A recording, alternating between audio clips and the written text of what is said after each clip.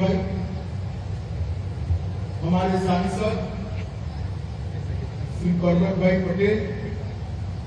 दिनेश भाई अनावड़िया, गुजरात सरकार के बॉर्डर मैनेजमेंट के सचिव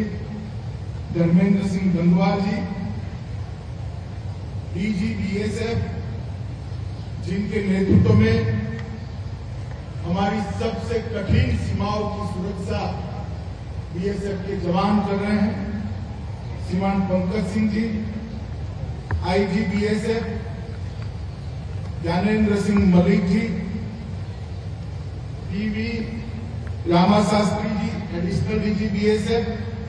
श्री हरीश शुक्ला, आनंद पटेल, मेरे मित्र और बनासकांठा बैंक के अध्यक्ष शंकर भाई,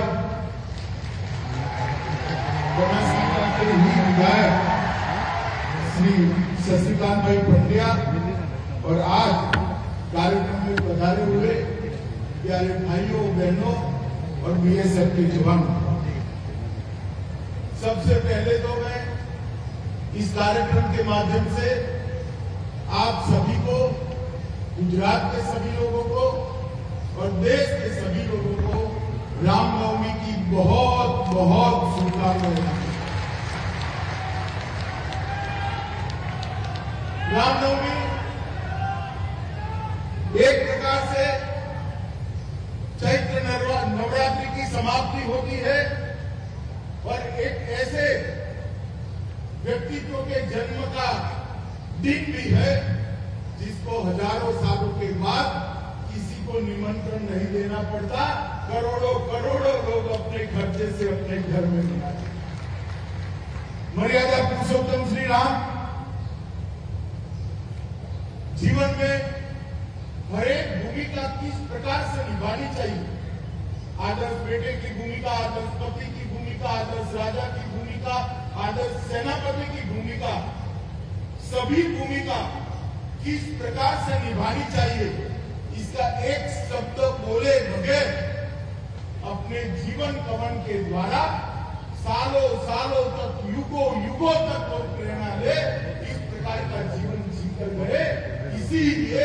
आज हमारे आराध्य है, हम सब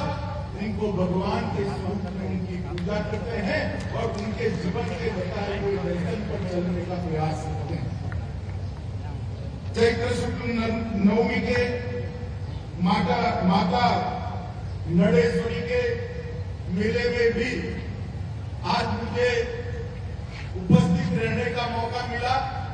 साथ में इस मेले के बारे में मैं नहीं जानता था। 2 दिन पहले शंकर भाई का फोन आया कि यहाँ मेला भी लगता है। मैंने कहा चलो तुम लोग एक साथ हो जाएंगे, तो आज मां नड़ेश्वरी के भी आशीर्वाद लेने का मेरे जीवन में मुझे सौभाग्य मिला। मित्रों, सबसे पहले भारत की कठिन से कठिन सीमाओं की सुरक्षा करने वाले बीएसएफ के हमारे जवान जो -40 डिग्री टेम्परेचर से लेकर 45 डिग्री टेम्परेचर वाली सीमाओं पर जान की बाजी लगाकर देश की सुरक्षा लेते हैं और कई बीएसएफ के जवानों ने अपनी जान गंवाई है, वो सभी को याद कर पूरे देश की ओर से आज इस शुभ प्रसंग पर उनको श्रद्धांजलि देना चाहता हूं। मैं बीएसएफ के जवानों को कहना चाहता हूं कि सीमाओं के अंदर देश सुरक्षित है, देश विकास कर रहा है, देश पूरी दुनिया के मंच पर सर्वोच्च स्थान की ओर तेज गति से आगे बढ़ रहा है। ये सभी इसलिए हो रहा है कि आप आपके घर से दूर, हजारों किलोमीटर दूर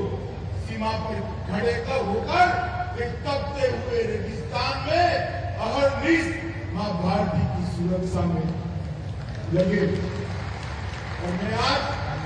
पूरे देश की जनता की ओर से जीवन पर्यंत कर्तव्य के नारे को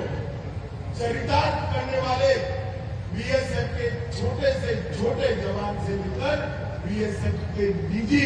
ये सभी हमारे जवानों का संबल बढ़ाने के लिए पूरे देश की ओर से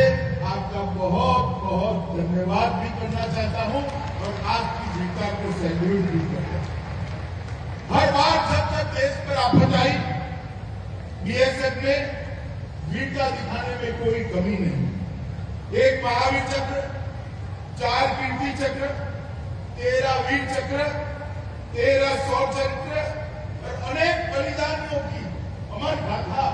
बीएसएफ अपने साथ लेकर चलती है। और वीरता का जो अनूठा संगम बीएसएफ में हुआ है, उस पर पूरा देश गर्व करता है और पूरा देश आपके ही कारण आश्वस्त होकर बैठा है। मित्रों, आज मैं नड़ाबेट के सीमा दर्शन वाले पर्यटन स्थल पर आया हूं। मैं मोदी जी की कल्पना को 2 हाथ जोड़कर नमन करना चाहता हूं।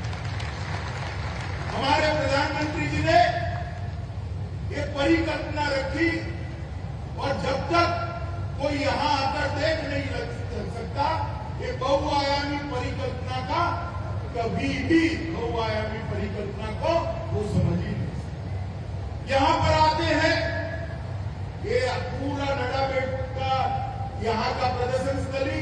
और यहाँ से बॉर्डर तक आप जाएंगे, तब जाकर मालूम पड़ेगा कि हमारे सीमा प्रहरी इतनी कठिन परिस्थिति में हमारी सुरक्षा का काम करते हैं। यहाँ पर आते हैं तो बच्चों के मन में देशभक्ति का एक जज्बा, हमारे सशस्त्र बलों के साथ जुड़ने का एक जज्बा और हमारे सीमाओं की सुरक्षा के साथ जुड़ने का एक जज्बा भी यहाँ से निकलता है। यहाँ पर आते हैं तो पर्यटन को बढ़ावा मिलता है और जब पर्यटन को बढ़ावा मिलता है तो सीमा के गांव खाली होने की जो एक बहुत बड़ी समस्या हुई है, वो गांव के अंदर ठहराव होगा, वो गांव के अंदर लोग रहेंगे, यहाँ रोजगारी का निर्माण होगा और देश का विकास जो हो रहा है सीमा के अंतिम गांव तक पहुंचने की यहाँ से बहुत अच्छी तरीके से परिकल्पित कर सकता हूं कि 10 साल के बाद ये नड़ाबेट का ये सेंटर 10 साल के बाद बनासकांठा जिले के कम से कम 5 लाख लोगों के रोजगारी का केंद्र। मैंने पर्यटन मंत्री जी को कहा है, इसको सुलभ के प्रवास के साथ जोड़ना चाहिए, इसकी प्रसिद्धि करनी चाहिए, छोटे बच्चे ज्यादा से ज्यादा यहाँ आए, इस प्रकार की व्यवस्था करनी चाहिए और एक दिन का प्रवास कोई न करे, मेरे बनासकांठा के अंदर कम से कम 1 लाख लोग बनासकांठा को विदेश में जाए। तो मोदी जी ने यहाँ पर पर्यटकों के लिए फर्नीचर और इंटीरियर वर्क के साथ 3 आगमन प्लाजा बनाए, विश्राम स्थल बनाए, 500 लोगों की क्षमता वाला ऑडिटोरियम बनाया, चेंजिंग रूम बनाया, 22 दुकानें रेस्टोरेंट बनाए, डेकोरेटिव लाइटिंग होने वाला है, सोलर ट्री और सोलर रूफटॉप। लगभग यहाँ का 30% बिजली सोलर बिजली है। इस प्रकार का एक आधुनिक से आधुनिक सेंटर बनाने का काम किया है। इसके अतिरिक्त रिटेनिंग वॉल, बीएसएफ बैरक, पेयजल के और टॉयलेट ब्लॉक की सुविधा, 5000 लोगों की जहां आप लोग बैठे हैं, ये परेड ग्राउंड जहां पर हर रोज शाम को परेड भी होगी और बीएसएफ की गाथा भी सुनाई जाएगी। बच्चों को खेलने की सुविधाएं और 100 फुट ऊंचा ये तिरंगा आसमान को जो छू रहा है, ये सभी यहाँ की आकर्षण के केंद्र बनेंगे। बीएसएफ की तीनों भी समुद्री, वायु और आर्टिलरी, इसका परिचय यहाँ पर बीएसएफ की गैलरी में होगा। यहाँ पर 6 गैलरियां बनी हैं, वो हमें देश के सभी सीमाओं का परिचय कराएगी, जहां जहां बीएसएफ है। और गुजरात के पर्यटन के लिए भी एक गैलरी, बनासकांठा और नड़ाबेट के पर्यटन के लिए भी एक गैलरी बनाई गई है। मित्रों, बॉर्डर टूरिज्म एक बहुत बड़ा स्वप्न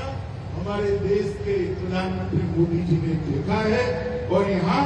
मीटिंग रिट्रीट समारोह, मुझे भरोसा है कि इसके आकर्षण का केंद्र बनेगा।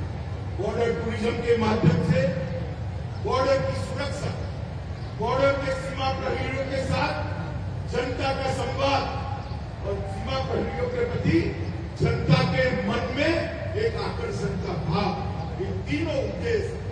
कार्यक्रम से भर होंगे, ऐसा मुझे पूरा विश्वास है। मोदी जी ने सरहदों की सुरक्षा के लिए, ढेर सारे इंफ्रास्ट्रक्चर के लिए भी बहुत सारे इनिशिएटिव लिए हैं। खैर, आज मैं यहाँ पर आप सभी को,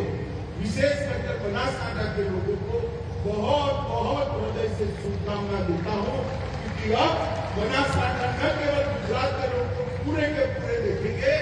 देश भर में नडाबेट के कारण बनासकांठा आकर्षण का केंद्र बनेगा और हमारे सरहदी जिले के अंदर पर्यटन की सुविधाएं बढ़ेगी और बीएसएफ की वीरता को नजदीक से जानने का मौका देश भर के लोगों को मिलेगा। मैं तब बीएसएफ के सभी